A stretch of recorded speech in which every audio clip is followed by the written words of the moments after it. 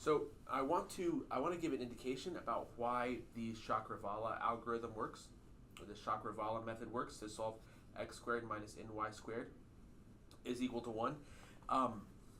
I think there's probably some heuristic arguments that you can make that might make this a little bit more interesting, or will actually show you some of the things, some of the key features of the Chkravala argument that my proof is not going to cover. So what I'm going to prove basically is that either the Chkravala algorithm converges as we saw it, or something else happens. And in the case of something else happening, we'll be able to get a solution from. If that something else happens, we'll be able to get a solution. Okay, so that's going to be how this goes. The other like bad thing about my proof here is that it does not at all show you, at least it does not at all show directly about how fast this convergence happens. And in fact, as we will see, like my proof will say that the convergence could be very slow, like on the order of, I don't know, the cube of n or something like that, rather than this extraordinarily fast exponential decreasing. So I think this is also another interesting thing. I might mention it in the discussion. If you could do or find an analysis of the algorithm that says, this converges in this many steps, either in worst case scenario or an average, and even figuring out, I'd be even interested in figuring out what you think is, when we talk about the convergence of an algorithm, we have to talk about, we typically, or how fast an algorithm runs, we typically denote the runtime as a function of the input size. Okay, so like if you're processing the list and you want to sort it, you denote how long it takes that algorithm to run in terms of the size of the list. Now, to me, it's not clear at all for a given n what the input size should be. I don't think it should just be n. I think it should have something to do with maybe how close n is to a perfect square or something like that. Anyway, okay, so let me remind you again how the algorithm works. So if we have a Brahma-Gupta triple x, I'm going to call it, x, y, k. We compose it with the Brahma-Gupta triple m, 1, m squared minus n, and then kind of the one that we take is not going to be this Brahma-Gupta triple. It's going to be this composition, but divided by k. So this Brahma-Gupta triple is going to give us another output, this composition is going to give us another Brahma-Gupta triple. I'm going to call it x prime, y prime, k prime. But then the one that we take is we're going to divide by this k here. So the one we take is going to be x prime over k, y prime over k, and then remember it's k prime over k squared. Okay, that's just what the algorithm that's just what the algorithm says, and I've written it in composition form here. Okay. So I want to give an idea about why this algorithm converges. So there's two things that can happen. Either one, it just converges, and you do this a number of times, and eventually this new k here is equal to 1, and you're done. We also saw if it's equal to 2 or 4, that would also work as well, because there's a method to go from k equals 2, plus or minus 2, or k equals plus or minus 4, to a Brahma-Gupta triple with k is equal to 1. Okay, so that's one thing that could happen. Okay, what happens if that doesn't happen? Well, I mentioned in the discussion forums that we can always assume that if we begin with k being less than 2 times the square root of n, then k is less than 2 times the square root of n for all iterations.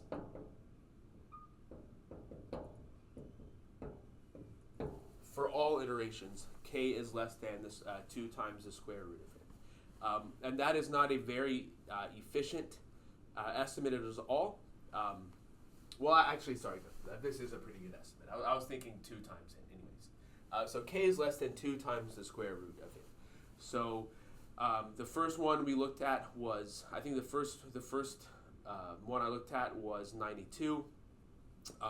So 92, the square root of 92 is less than 10. So all of our k's are going to be less than 20.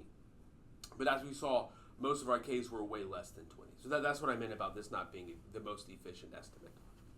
All right, so k is less than 2 times the square root of n for all iterations. Okay, so what does that mean? That means that as we iterate over and over again, eventually we're going to have Brahmagupta triples in this iteration with the same k value. Because there's a finite number of things it can be. So, if we go more than 2 times the square root of n iterations, then there's got to be at least 2 iterations where the k's are the same. Okay, so there'll be at least 2 iterations where the k's are the same.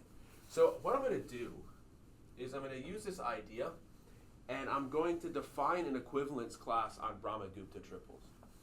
So I'm going to say the following. I'm going to say x1, y1, and k1 is equivalent to x2, y2, k2, if the following 3 things are true. Let me do this in blue. 1, if k1 is equal to k2, and I'm just going to call this k. If k1 and k2 are equal to each other. So that there's going to be 3 different conditions. k1 and k2 are equal to each other. 2, x1 is congruent to x2 mod this k, and 3, y1 is congruent to y2 mod this k. Okay, now for every integer k, there is a fixed number. If I fix k, so if I look at just the Brahmagupta triples with the k's equal to each other, if I look at fixed k's, what's going to happen is that there is a finite number of equivalence classes, because there's k options for this and k options for this. So there's k squared. For each k, there's k squared different equivalence classes. Okay, and there can only be the square root of n different, or 2 times the square root of n different k's. So for each k, there's a finite of equivalence classes, and there's a finite number of k's that we can have here, because k is always less than the square root, 2 times the square root of n. So what this tells us is that overall the number of equivalent classes are finite. So what this means is that if we iterate this algorithm, eventually we're going to come across a Brahmagupta triple that's in the same equivalence class, where you have the same k, and the remainder upon dividing by k for x1 is equal to the remainder upon dividing by k for x2 as well, and y1 and y2. So that x1 and x2 are equivalent mod k, and y1 and y2 are equivalent mod k. Again, what's going to happen when we have something like this? So let's say we have 2 numbers, x1 and x2, or 2 triples, this one and this one, where we have this repetition of equivalence class. We're going to do the following composition. We're going to subtract them. The minus composition, which is the same, in a group theoretic sense, is the same as adding the negative of 1. But anyways, we're going to do the other composition, which is going to give us x1,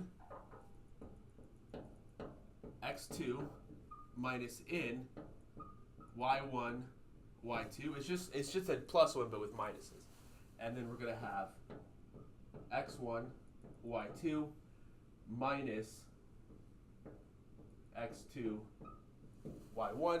And then we're going to have k1 times k2, but they're both equal to k, so I'm just going to call that k squared. Now what I want to show is I want to show that we can reduce this Brahmagupta triple to one where k is equal to 1. Okay, so what I want to do is I basically want to show that we can divide this.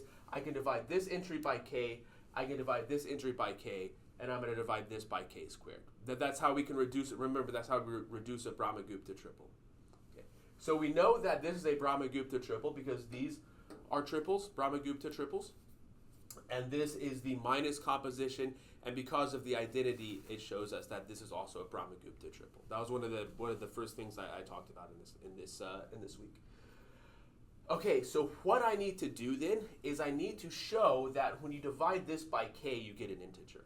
So I can always divide this by k, and I can always divide this by k, and I can always divide that entry by k squared, and I'm going to get a Brahmagupta triple in the sense that it's going to satisfy the x squared minus ny squared equals, in this case, it'd be 1 equation, but they won't necessarily be integers if these are not divisible by the thing you're dividing by. Okay, so the thing I need to show then is that this, when you divide by k, you get an integer. So how can I do that? So what I want to do is I want to show that x1, x2 minus n, y1, y2, I want to show that this is equal to 0 mod k. I want to show that this is equal to 0 mod k. Okay, now I'm going to use the fact that x1 and x2 and y1 and y2 are equivalent mod k. So then mod k, this right here, I'll say, congruent, triple for congruence here. X1, x2, well, x2 is equal to x1 mod k. So this is just equal to x1 squared. And then y2 is equal to y1 mod k. So this is equal to y1 squared. But this number right here, it's not merely equivalent mod k, it's just equal to k. Because again, x1, y1, k1 is a Brahmagupta triple, and k1 and k2 are equal to k. Remember, that's what I'm calling k. Right, because just to denote, I'm saying that these two are in the same equivalence class, and I'm just calling this common value of k1 and k2 k. Okay, well, if this is equivalent mod k to k, then this is equal to 0 mod k. Again, that's what it means to be 0 mod k. It means you are a multiple of k. Well, if you're equal to k, you're a multiple of k. Okay. So it says that we can divide this by k. And now what about x1, y1, x1, y2 minus x2, y1? Well, what's going to happen here? X1 is equivalent, that's just x1, but y2 is equivalent to y1 mod k. And then x2 is equivalent to x1 mod k. And so, well, this is equivalent to this mod k, but this is equal to 0. Okay, it's just equal to 0 because you're it's the like minus like. So in other words, this is equal to 0 mod k. So what I've shown now is that this middle term is also divisible by 0. So in other words, what this tells us is x1, x2 minus n, y1, y2 divided by k, and then x1, y2 minus x2, y1, this divided by k, and then k squared divided by k. That is a Brahmagupta triple. And again, the reason is we know that there's two aspects to this argument.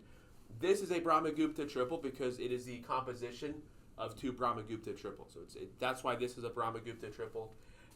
This right here is going to be a Brahmagupta triple. So this is a Brahmagupta triple. This is a Brahmagupta triple in the sense that numerically, if you do that squared minus n times that squared, you're going to get 1. However, it's not necessarily true that these two entries are going to be integers. But all of this equivalence class and that modular arithmetic argument that I just gave shows that these two things are also integers. Okay, so in other words, what this says is that either the algorithm will reach a k that's equal to plus or minus 1, plus or minus 2, plus or minus 4. That's like what always happens, right? But theoretically, at least in the concept of this proof, what could happen is that you never get that, and you just repeat and bounce around, so on and so forth. But we know there's only a finite number of choices that k can be, and so you get a finite number of equivalence class, and you're gonna have based on there being a finite number of equivalence classes, you're going to have two elements that are in the same equivalence class, and from that you can form a Brahmagupta triple by doing this composition, the minus composition. Okay, so at any rate, this shows that either the algorithm works as stated, or you have to modify it slightly to get something that works as you can experiment numerically. And I hope those of you who program will do this. This algorithm converges very fast, no matter what the input is. So the algorithm converges very fast. I'd actually be interested, another good thing, what is the slowest for an input size n? If you don't do any like shortcuts, like taking the ones with 2 and 4 and doing that trick, if you just run the Chkravala algorithm, all the way down to 1 just by doing this composition over and over again, I'd be interested to see what input, from let's say 0 to 1,000 or whatever, is going to give you the best, which input is going to give you the